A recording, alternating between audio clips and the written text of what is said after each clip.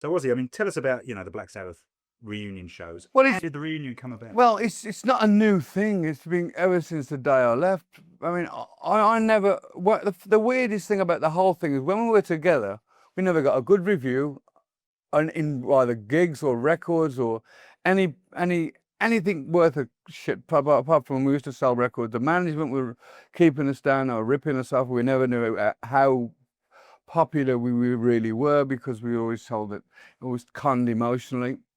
And then the break came. I went my way, and somewhere along the way, people started to say to me, would you ever go back to Sabbath?" And at that time, I was still like pissed off with everything, and I said, "No way." And then I toured with Metallica a good few years ago, and I went down.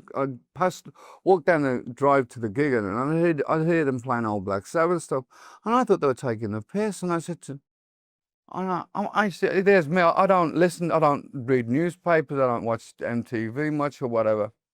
And I said to that tour I says, "Are these guys taking the piss out of me?" Because every time I come past the buzz, I can hear Volume 4 or Paranoid or something.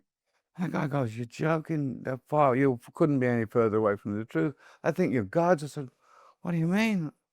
Nobody ever likes why all of a sudden now it's, oh no, there's like an underground thing, all this."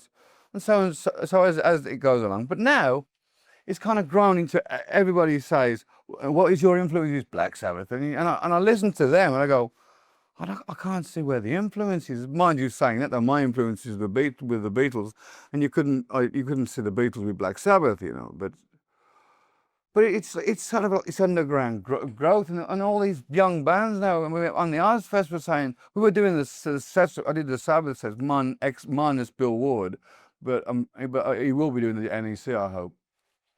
And I look at each other stage, and all these bands will be doing like, oh, I'm going, is this a joke? I mean, what is this all about?